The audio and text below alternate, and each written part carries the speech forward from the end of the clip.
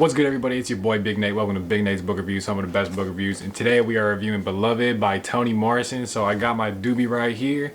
It's ready to be sparked. And today we smoking this one for Toni Morrison. So if you got your doobie at home, go ahead and spark that.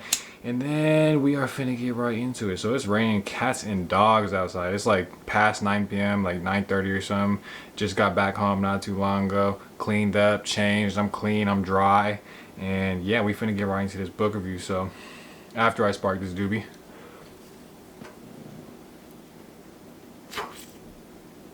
Alright, yeah.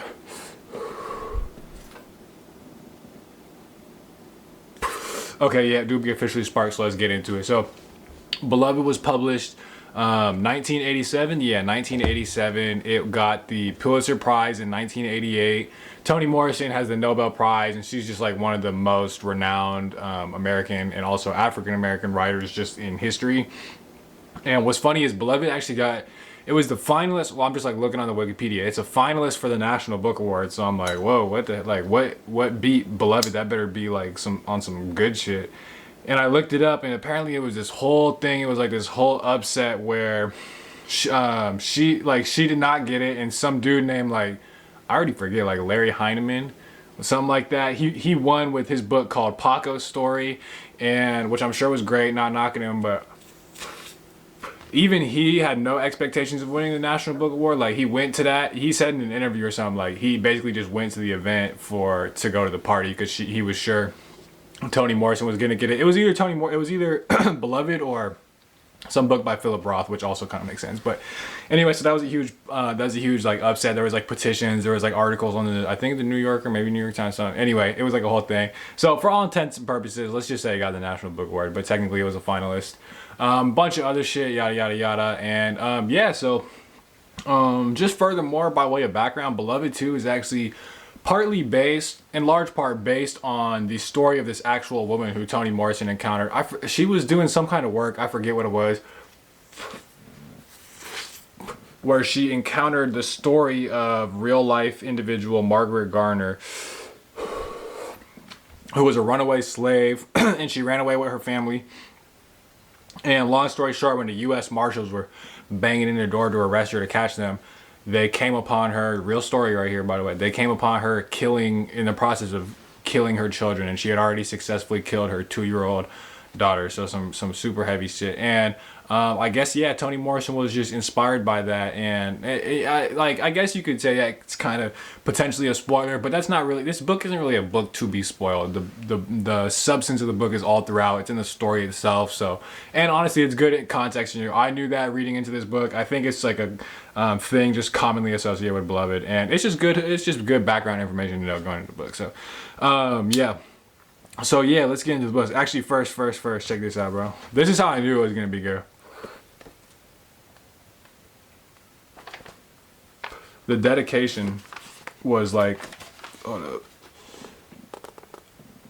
it's not finna focus. Probably 60 million and more with reference to the transatlantic slave trade and just slavery in general. So yeah, that's how you knew it was finna be fire. So okay, yeah, let's get into the book. So Beloved as a story is basically about, it begins with this woman named Setha, who is a runaway slave who is living with her daughter Denver, who is 18 years old, and they're living like this sort of maddeningly isolated life where it's like just them, and they've been ostracized from the community for reasons that are elaborated on throughout the book. And also, of course, small little point here, their house is haunted by a ghost. Their house is haunted by an actual ghost. One of the first, like on the first page or very close to it, there is mention of hands, sort of like little handprints in the cake. There is cracked mirrors. There are things out of place, little things like that. So there's a ghost in the house, and all of that sort of leads to them for years having just been them two, and they're just sort of going crazy. Not like going crazy, but like it's not a particularly fulfilling life like that kind of deal. So and pretty early on in the beginning of the book, Paul D, this dude named Paul D, who used to be a slave who worked on the same plantation as Setha, pulls up to the house, and they kind of have a little bit of reunion. Long story short, Paul D casts out the spirit, and then they go to a carnival. I almost said carnivore. They go to a carnival, and it's fun. They're chilling. They do their thing. This is the first social event they've had in a long time, and things are going well. until they come back and there's someone waiting for them, and it's this mysterious woman who is called Beloved, which happens to be the word inscribed on Setha's deceased child's headstone. Happens to be, so her name is Beloved. No recollection of who she is, no recollection how she got there. And the book sort of just goes on between the dynamics between them, but also mostly sort of going back in time, learning more about the history and the experience that Setha and Paul D, as well as their friends and their family and people they've known, their experiences with slavery. And that's more or less what Beloved is about as a story. So smoking this one for Toni Morrison. Okay. Obviously, one of the themes of this book is going to be slavery, just in general, the depiction of slavery.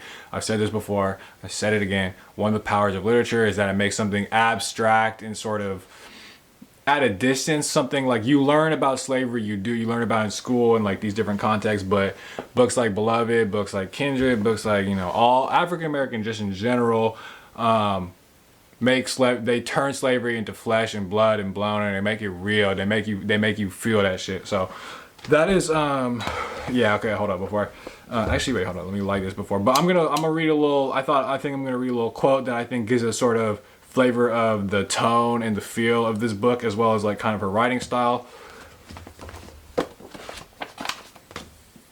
So I'm gonna do that. All right, page 180. If you're reading along at home, you can follow along. 1874, and white folks were still on the loose. Whole towns wiped clean of Negroes. 87 lynchings in 1 year alone in Kentucky. 4 colored schools burned to the ground. Grown men whipped like children. Children whipped like adults. Black women raped by the crew.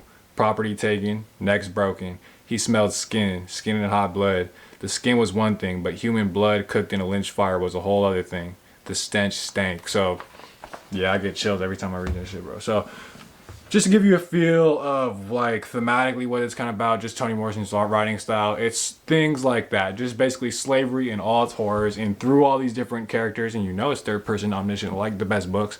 Actually, I think it goes back and forth between that and first person, but you're able to get a very big picture of what slavery was like, what it was like to be a black individual during slave time. So, yeah. Also, another theme in this book is sort of like, okay, so like, I'm gonna say it like this: the inhumanity with which black people were treated, but inhumanity in the sense that, I mean, like, they were literally treated as non-human things. They're looked at like objects, they're looked at like property, oftentimes literally like livestock. Like, they're spoken about in terms of their breeding years and their physical capabilities and things like that. Oftentimes they live in the similar conditions as, like, they're literally treated like non-human people. And there's this one part where like literally like slave master guy is like, he's being pretty hard on the slaves, and other white dude pulls him over. He's like, hey bro, like, listen, you can't be beating these people this hard. Think about it like this. He's like, what if you whipped a horse past the point that it couldn't stand?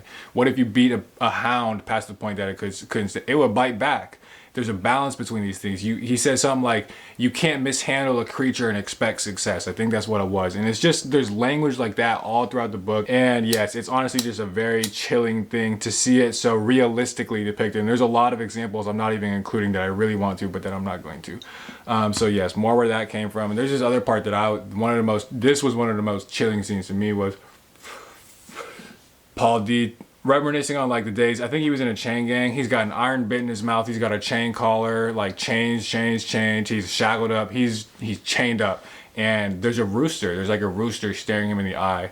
And he's just like looking at the rooster back and just envying it, because at least the rooster was allowed to be what it was, which it was allowed to be the rooster. Paul D was not allowed to be human. And there's so much of that throughout the book, done so beautiful. And Toni Morrison is seriously such an eloquent lyrical writer. She kills it. So but see, this is another thing. Part of the human experience, right, is to love. That's what it is to be human, is to love other people. And the thing with slavery is, because the theme of this book as well is that, like, there's tension between, like, you have to love things, but when you, by loving something or someone or whatever, that inherently makes you vulnerable to something like heartbreak. And in slavery times, you get your heart broken every time. Every time you let out a little bit of love, your heart gets broken. And there's this one part where Baby Suggs, she gives birth to her child or something, right? She gives birth to a child. This is her flesh and blood.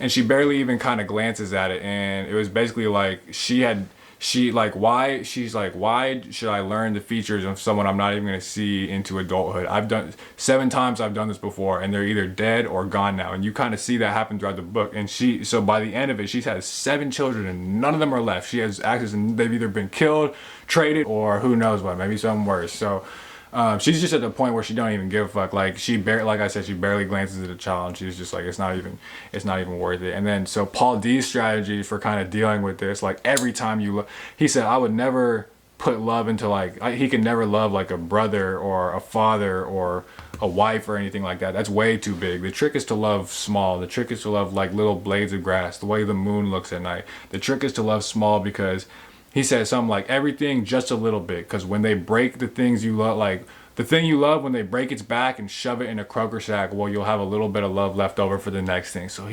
that's his goal. Just constantly be sort of eke it out. Yeah, look, I just used the word eke. Nice. But to sort of basically never open up yourself completely, because when you do that, you are basically guaranteeing you're going to get heartbroken. So yeah, so okay, I think I'm gonna just kind of call it there. There's a lot of good things about this book, and like I said, the writing itself is fantastic. Toni Morrison isn't the queen for nothing, so check it out. But okay, ultimately, I'm gonna give this book an A-, which might even seem low. But look here, hold on, give me a second. Let me explain, bro. I'm gonna say A- because, like I said on the channel, if you really big Nate gang, then you know.